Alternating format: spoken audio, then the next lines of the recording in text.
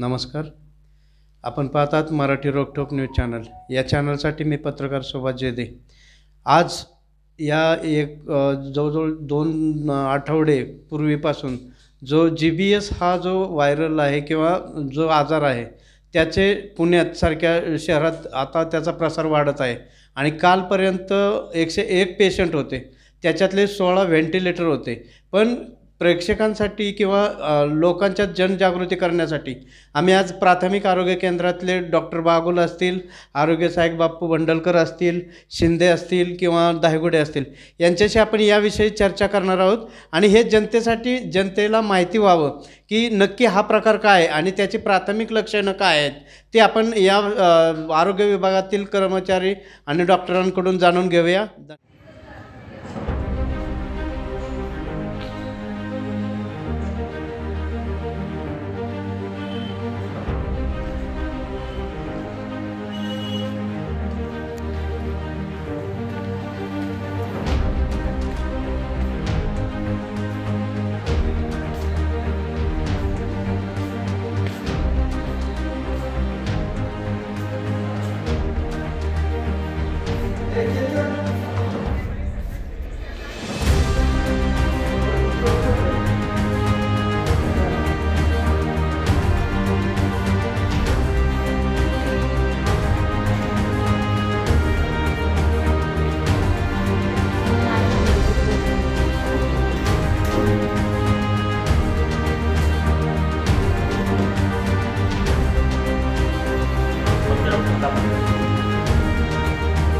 नमस्कार.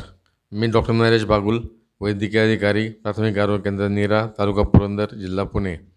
सध्या पुण्यामध्ये GBSचे म्हणजेच गुलेनबारी सिंड्रोमचे रुग्ण खूप प्रमाणात वाढत आहेत आणि त्यामुळे आपोआप सगळीकडे घबराट पसरली दिसते. तर त्यासाठी आपण हे आज समजून घेणार आहोत GBS नेमकं काय आहे. GBS म्हणजे गुलेनबारी सिंड्रोम हा दूषित पाणी किंवा दूषित अन्न यांच्यामार्फत याची प्रसार होतो. हा संसर्गजन्य नाही आहे, म्हणजेच हा एका व्यक्तीपासून दुसऱ्या व्यक्तीला हा आजार होत नाही. त्यामुळे कोणीही घाबरून जाऊ नये व अफवांवर विश्वास ठेवू नये. याची लक्षणं काय काय असतात तर हाताला पायाला अचानक लुळेपणा येऊ शकतो, त्यानंतर जुलाब होऊ शकतात. त्याप्रमाणे पेशंटला मग जर ॲडमिट केलं, तो आजार वाढला तर त्याला मग व्हेंटिलेटरवर ठेवावं लागतं, त्याला श्वास घ्यायला त्रास होत असतो. तेव्हा या ठिकाणी हा जो गुलेनबॅरी सिंड्रोम आहे, हा हे जे विषाणू आहेत, विषाणू आणि जीवाणू दोघांमुळे हा आजार होतो. जीवाणू म्हणाल तर कॅम्पॅलोबॅक्टर जेजुनी याच्यामुळे होतो आणि ते मग ते शरीरात गेल्यानंतर ते मज्जातंतूवर हल्ला करतात आणि हे ऑटो इम्युन प्रकार होतो. म्हणजेच आपली प्रतिकारशक्ती जी आहे ती आपल्याच विरुद्ध होऊन जाते आणि आपल्या याच्यामध्ये जे नर्वस सिस्टीम आहे, मज्जातंतू आहे, त्याच्यावर ते हल्ला करून स्नायू आणि नसा ह्या कमजोर पडतात आणि पेशंटला अशक्तपणा वाटतो. याच्यावरती उपचारही जसं सिम्पटम्स असतील, म्हणजे लक्षणं असतील त्याप्रमाणे हा उपचार दिला जातो. नमस्ते. मी बाळासाहेब भंडलकर, आरोग्य सहाय्यक प्राथमिक आरोग्य केंद्र नीरा. आज आपण प्राथमिक आरोग्य केंद्रामध्ये थोडेसे GBSबद्दल माहिती देणार आहोत. तर आरोग्य विभाग, जिल्हा परिषद आरोग्य विभाग पुणे तसेच तालुका पंचायत समिती ऑफिसमधून सूचना आलेल्या आहेतच. तसेच आम्ही प्राथमिक आरोग्य केंद्र आत्ता सध्या पुण्यामध्ये जो GBSचा पेशंट वाढायला लागले त्याच्या अलर्ट मोडवर आम्ही सध्या काय केलेलं आहे की सध्या आपण ग्रामपंचायतीला पत्र दिलेले आहेत की बाबा पाणी शुद्धीकरण रोजच्या रोज वेळी होणं किंवा नागरिकांना आवाहन करण्यासाठी आपण एक छोटंसं एक माहिती देत आहोत. तर त्या संदर्भात आपण GBS म्हणजे काय, म्हणजे हा 100-1000 लोकांमध्ये जर गॅस्ट्रोचे पेशंट 1000 असतील तर त्यामध्ये 1 जणाला होतो. ह्याचं होण्याचं कारण कसं, हा बॅक्टेरियल आणि व्हायरल इन्फेक्शन आहे. तर ॲक्च्युली गॅस्ट्रोमुळं होईल किंवा जुलाबामुळे होईल हे असं कोणी सांगू शकत नाही. अजून तसं निदान कोणी सांगत नाही. फक्त बॅक्टेरियल आणि व्हायरल हा दोन्ही संसर्गामुळे होऊ शकतो. असंसर्गिक आजारी म्हणजे एकापासून दुसऱ्या माणसाला होण्याचे चान्सेस फार कमी आहेत. असे असले तरी आपण काळजी घेणं. आता काळजी घेणं म्हणजे काय करायचं, यामध्ये काय होतं, हा जर रुग्ण एखाद्याला इन्फेक्शन झालं, जुलाब, उलटी किंवा खोकला किंवा सर्दी खोकला असेल तर इन्फेक्शन जर झालं तर तो जंतू GBS नावाचे जे आहेत तर त्याचे व्हायरल किंवा बॅक्टेरियल जर आपल्या शरीरात गेल्यानंतर एखाद्या सिस्टीममध्ये म्हणजे मज्जातंतू असतो, मज्जातंतूवर ते आपल्याला हल्ला करतात. म्हणजे आपली जी रोगप्रतिकारक शक्ती ते आपल्याला जर एखादा विषाणू जीवाणू आपल्या शरीरात गेल्यानंतर ते येणाऱ्या शत्रूला मारण्याचं काम करत असतात. पण ह्यामध्ये उलटं होतं, या आपल्या शरीरातली रोगप्रतिकारक शक्तीच आपला शत्रू होती. म्हणजे ते काय करतं, रोगप्रतिकारक शक्तीविरुद्ध रोगप्रतिकारक शक्ती भांडायला सुरुवात करते. आणि त्याच्यामुळे काय होतं, एखादा स्नायू असेल किंवा एखादा मज्जा बाधित झाली तर तिथं काय होतं, नंतर एक 4 आठवड्यामध्ये याची लक्षणं जाणून येतात. आणि एखाद्या वेळेस कसं होतं, याची प्रामुख्याने लक्षणं सांगायची म्हणजे जुलाब, उलटी, ताप येणं, ह्याच्यातून लगेच निदान होत नाही. जुलाब, उलटी, ताप आल्यानंतर आपली प्रतिकारशक्ती क्षीण होते जुलाब झाल्यानंतर.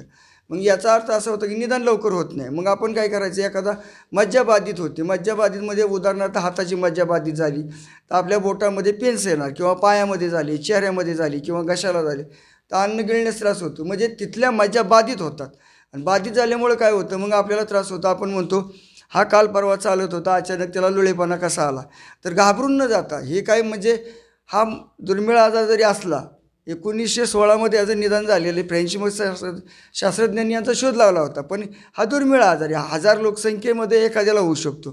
तर घाबरून न जाता वेगवेगळी योग्य ट्रीटमेंट घेतली, कुठलाही आजार असेल तर तुम्ही अंगावरती न काढता वेळीच सरकारी दवाखाने असतील, खाजगी तुम्हाला कुठे जवळ असेल तिथं जाऊन त्वरित निदान करणे, आराम करणे. यामध्ये हा आजार होऊ नये म्हणून काय करायचं, आपण एक प्रामुख्यानं जे पाणी पितो ते पाणी कसं उकळून, सध्याच्या काळात आता पुण्यामध्ये 101 पेशंट झालेत, 16 जण व्हेंटिलेटरवर आहेत. घाबरायचं नाही. काय कारण, याला आपल्याला पर्याय काय करायचा की आपण जी पाणी पितो उकळून गार करून पाणी प्या, सकस आहार घ्या, आराम करा. आणि शक्यतो इकडचं तिकडचं पाणीपेक्षा उकळून गार करून पाणी पिलं तर आपल्याला जुलाब होणार नाही, उलटी होणार नाही किंवा आजारी पडणार नाही.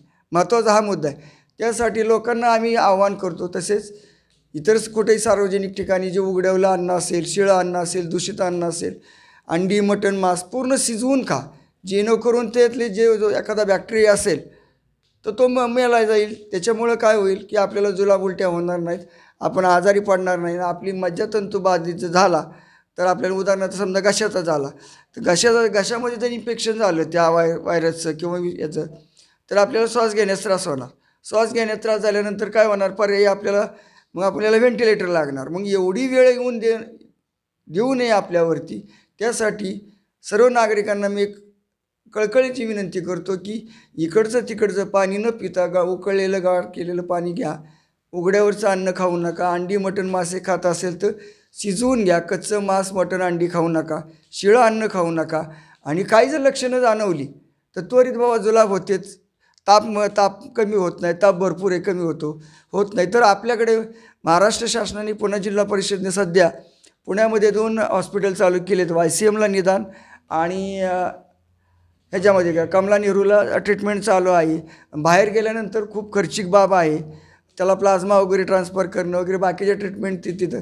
पण अशी वेळ येऊ नये आपल्यावरती. त्यासाठी नागरिकांना मी पुन्हा एकदा आवाहन करतो की उकळलेलं पाणी घ्या, बाहेरचं अन्न खाऊ नका, उघड्यावरचं अन्न खाऊ नका, शिळं दूषित अन्न खाऊ नका. त्याच्यामुळे जेणेकरून आपण आजारी पडून कुठल्याही प्रकारचं हे म्हणजे 2 विषाणू किंवा जीवाणूपासून हा आजार होऊ शकतो.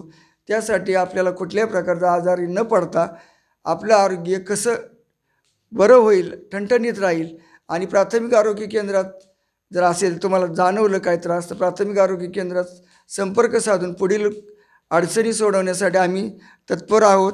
आणि आम्हाला नागरिकांनी सहकार्य करून जेणेकरून पुण्यात जो उद्रेक झालेला आहे दूषित पाण्यामुळे म्हणा किंवा कुठल्याही प्रकारचं असेल, आता निदान नाही आहे त्याचं, पण आपण आपल्या भागामध्ये आपल्या प्राथमिक आरोग्य केंद्रात असला कुठल्याही प्रकारचा आजार येणार नाही.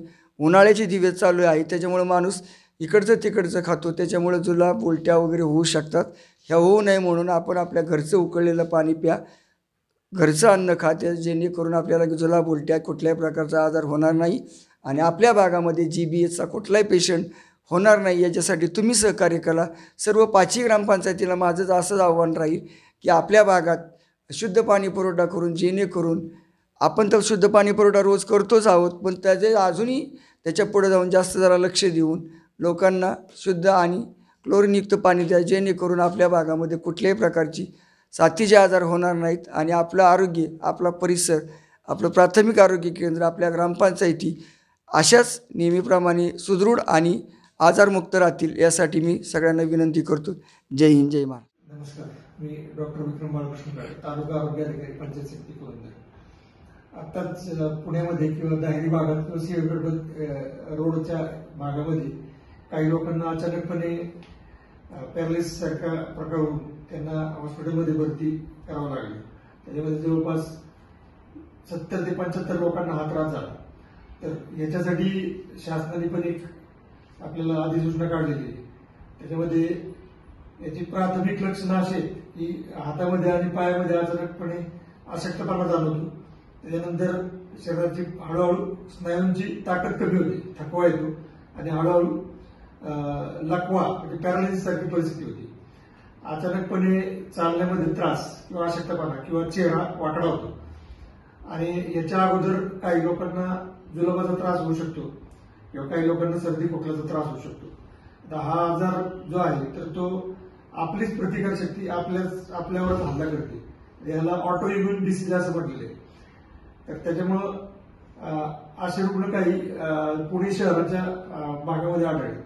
याचं दुसरं एक कारण असं की त्याच्यामध्ये जर पिण्याच्या पाण्याचे जर मळाशी जर कॉन्टॅक्ट झाला म्हणजे संडासशी, तर ते त्याच्यामध्ये सुद्धा इकोलाय आणि क्लॉस्ट्रिडियम जेजुनी या 2 जंतूंपासून हा आजार होऊ शकतो.